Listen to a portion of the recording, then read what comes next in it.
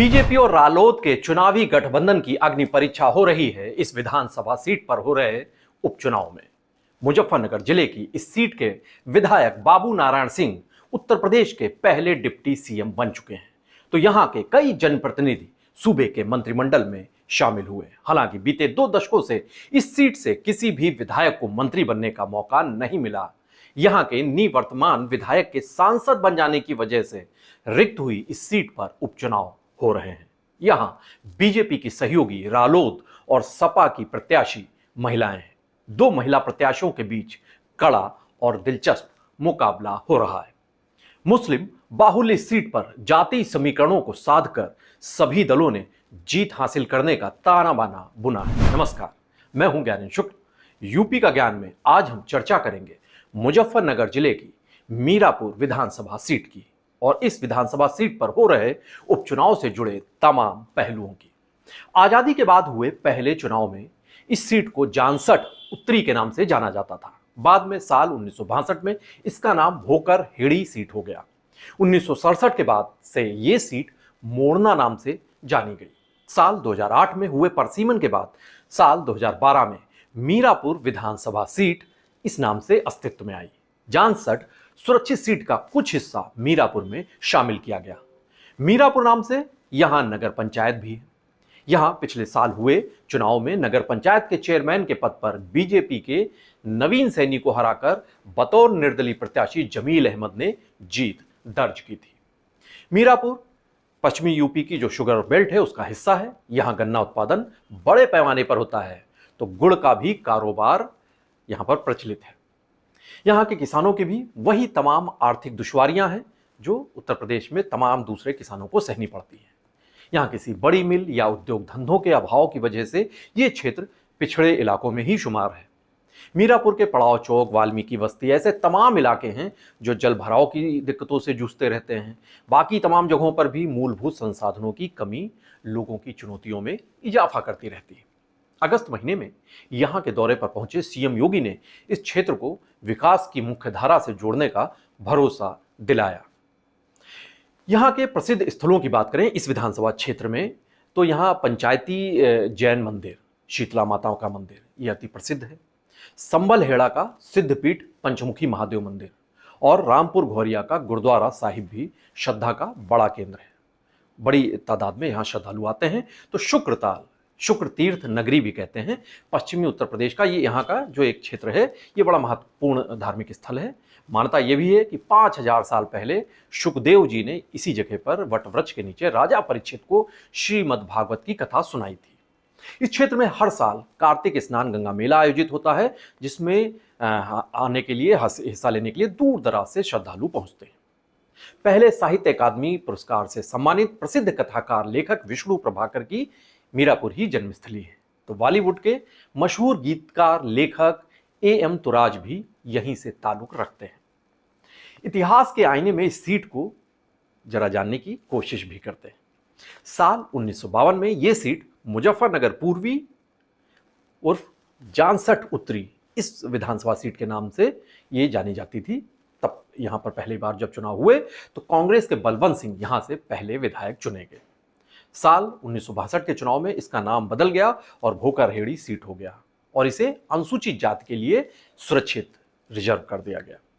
तब शगुन चंद यहां से चुनाव जीते, मजदूर कांग्रेस के प्रत्याशी के तौर पर चुनाव लड़े थे। इसके बाद परसीमन के हुआ, तब साल 1967 में यह विधानसभा सीट हो गई मोरना सीट, इसका नाम मोरना सीट हो गया। और फिर हुए चुनाव में कांग्रेस के राजेंद्र दत्त त्यागी यहां से चुनाव जीतकर विधायक बने। 1977 में धर्मवीर त्यागी को यहां से जीत हासिल हुई। 1974 में कांग्रेस के टिकट से गुर्जर समुदाय के प्रभावशाली नेता बाबू नारायण सिंह यहां से विधायक चुने गए। तो इमरजेंसी के बाद 1977 में जनता पार्टी के प्रत्याशी के तौर पर उन्होंने इसी सीट से जीत दर्ज की और उन्हें उत्तर प्रदेश का पहला डिप्टी सीएम बनाया गया। साल 1980 में जनता पार्टी सेकुलर से मेहंदी असगर को इस सीट पर कामयाबी मिली। तो 1985 में कांग्रेस प्रत्याशी के तौर पर सईदुज्जमा ने यहां से जीत हासिल की, वो विधायक बने। इन्हें प्रदेश सरकार में राज्य मंत्री का दर्जा ओहदा दिया गया। 1989 में जनता दल के अमीर आलम को यहां से चुनाव जीतने का मौका मिला। फिर 90 का दशक शुरू हुआ और राम मंदिर आंदोलन की शुरुआत हुई। वो एक लहर उसने जोर पकड़ा था और साल 1991 के विधानसभा चुनाव में मोरना सीट से जीते रामपाल सैनी बीजेपी का खाता उन्होंने खोला। साल 1993 में भी उन्हें इस सीट से जीत हासिल हुई और 1996 में यहां समाजवादी पार्टी जीती, संजय सिंह यहां से विधायक चुने गए। साल 2002 में बीएसपी के राजपाल सैनी को यहां से फतेह हासिल हुई, जिन्हें तत्कालीन मायावती सरकार में राज्य मंत्री बनाया गया। बाद में वो राज्यसभा सांसद भी बने और अभी वो बीजेपी में आ चुके हैं। साल 2007 में इस सीट पर राष्ट्रीय लोकदल रालोद के प्रत्याशी के तौर पर कादिर राणा चुनाव लड़े और चुनाव जीते। लेकिन 2009 का जब लोकसभा का चुनाव आया तो बहुजन समाज पार्टी ने यहां के सिटिंग विधायक कादिर राणा को मुजफ्फरनगर से अपना प्रत्याशी बना दिया था, टिकट उन्हें दिया और वो लड़े चुनाव और सांसद चुन लिए गए। तो उसके बाद उन्होंने ये मीरापुर सीट छोड़ दी थी और इस सीट पर जब उपचुनाव हुए तो कादिर राणा ने अपने भाई नूर सलीम राणा को यहाँ चुनावी मैदान में उतारा था, लेकिन रालोद की मिथिलेश पाल ने उन्हें शिकस्त दे दी। फिर मिथिलेश पाल बीजेपी में शामिल हो गई और आगे हम अभी आपको बताएंगे कि मिथिलेश पाल कैसे यहाँ पर चुनाव लड़ रही हैं। 2012 में यहाँ से बीएसपी के मौलाना जमील विधायक चुने गए तो 2017 में बीजेपी के अवतार भड़ाना को यहाँ से जीत हासिल हुई। साल 2022 में रालोद के चंदन चौहान यहाँ से विधायक चुने गए। 2022 में रालोद का समाजवादी पार्टी के साथ गठबंधन था और रालोद प्रत्याशी चंदन चौहान ने बीजेपी के प्रशांत चौधरी को 27,380 वोटों के मार्जिन से ये सीट पर उन्होंने मात दी थी, ये सीट जीती थी। लेकिन बाद में सपा से नाता तोड़कर रालोद एनडीए में शामिल हो चुका है और इसी साल हुए आम चुनाव में चंदन चौहान रालोद बीजेपी गठबंधन की तरफ से बिजनौर लोकसभा सीट से चुनावी मैदान में उतरे और चुनाव जीते और सांसद बन गए। सांसद निर्वाचित हुए तो उन्होंने मीरापुर सीट खाली कर दी, वहां से इस्तीफा दे दिया और इस रिक्त सीट पर ही उपचुनाव हो रहे हैं।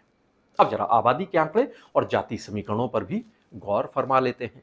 मीरापुर सीट को उस नजरिए से अगर समझें तो इस विधानसभा सीट पर 3,28,830 वोटर हैं, जिनमें से सर्वाधिक 40% मुस्लिम वोटर हैं। बाहुल्य है, मुस्लिम बाहुल सीट कही जाती है इसीलिए। 50,000 से अधिक अनुसूचित जात के यहाँ पर वोटर हैं, जाट बिरादरी के 24,000 वोटर हैं और 20,000 के करीब यहाँ पर गुर्जर वोटर हैं। इसके अलावा सैनी, त्यागी और दूसरी तमाम बिरादरियां भी इस सीट पर मौजूद हैं। चुनावी चौसर पर अपने अपने दांवों के साथ इस वक्त सारे सियासी दल मुस्तैद हैं और बीजेपी ने रालोद के नाम कर दी है ये सीट यहाँ पर और बीजेपी की नेत्री मिथिलेश पाल, जिनका हमने अभी जिक्र किया था, वो रालोद के सिंबल से चुनाव लड़ रही हैं, चुनावी मैदान में है। तो राज्यसभा सदस्य और बीएसपी पूर्व राज्यसभा सदस्य बीएसपी के नेता मुनकाद अली और सपा सांसद रहे कादिर राणा की बहू सुम्बुल राणा, वो यहाँ से सपा की प्रत्याशी है। बीएसपी ने यहाँ से शाह नजर को चुनावी मैदान में उतारा है तो आजाद समाज पार्टी चंद्रशेखर की उनसे जाहिद हुसैन यहाँ चुनाव लड़ रहे हैं। कुल 11 प्रत्याशी जो हैं यहाँ के, उनमें से 6 मुस्लिम बिरादरी से। इस सीट पर चुनाव लड़ रही मिथिलेश पाल 2009 के जब उपचुनाव हुए, जैसा बताया कि वो तब राणा परिवार के नूर सलीम राणा को उन्होंने करारी मात दी थी, चुनाव जीती थी और अब मिथिलेश कादिर राणा के परिवार से फिर से मुकाबला कर रही हैं। इस बार उनके सामने है कादिर राणा की पुत्रवधू, उनकी बहू सुम्बुल राणा। उनसे चुनावी मुकाबला हो रहा है और बड़ी कांटे की टक्कर दिखाई दे रही है। यहाँ पर सपा अपने पीडीए फार्मूले से पिछड़े और अल्पसंख्यक इन वोटों को लामबंद करके अपनी जीत सुनिश्चित करने की रणनीति पर अमल कर रही है। तो रालोद और बीजेपी ओबीसी और जाट वोटरों के सहारे यहाँ पर चुनावी मैदान में है और अपनी उम्मीदों को बरकरार रख रहे हैं। सीट को फिर से इस पर काबिज होना चाहते हैं। बीएसपी और आजाद समाज पार्टी के प्रत्याशी अगर मुस्लिम वोटरों में पैठ बना लेते हैं, सेंधमारी कुछ करते हैं तो समाजवादी पार्टी के लिए तब मुश्किल बढ़ सकती है। फिलहाल सीधी टक्कर रालोद और सपा के दरमियान है, यानी मिथिलेश पाल रालोद की और सपा की सुम्बुल राणा ये चुनावी मैदान में सीधे तौर से एक दूसरे से मुकाबला कर रही हैं। अब देखना होगा कि 20 नवंबर को होने वाले मतदान में जनता किसके पक्ष में अपनी मुहर लगाती है। यहाँ के चुनावी हर गतिविधि पर हमारी नज़र लगातार बनी रहेगी और आप भी बने रहिए पीटीसी न्यूज़ उत्तर प्रदेश के साथ। नमस्कार।